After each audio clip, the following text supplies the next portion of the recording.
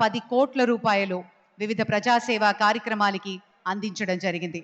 ఆంధ్రప్రదేశ్లో ఒక ఊరు, అలాగే తెలంగాణలో నాగులపల్లి గ్రామాల్ని దత్తత తీసుకుని ఆ గ్రామాలకు కావాల్సిన వసతుల్ని కూడా కల్పించారు. స్కాలర్షిప్స్ అందించడమే కాదు, విద్యార్థులకు స్కూల్స్, బిల్డింగ్స్, రోడ్స్, ఎలక్ట్రిఫికేషన్, వివిధ సదుపాయాల్ని కూడా ఏర్పాటు చేశారు రామోజీరావు గారి ఫౌండేషన్తో. శ్రీ రాజమౌళి గారికి ఉన్న అపారమైనటువంటి అనుబంధం ఈనాడు సంస్థతో, అలాగే రామోజీరావు గారితో. మరి అలాగే శ్రీ కీరవాణి గారు కూడా ఈ సందర్భంగా ఈ సంస్మరణ సభలో పాల్గొనడం విశేషం.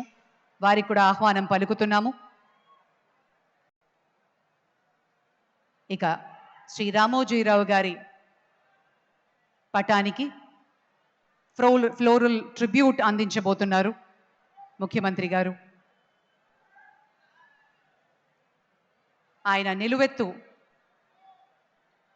చిత్రాన్ని మనం చూస్తూ ఉన్నాం. ఆయనకి సందర్భంగా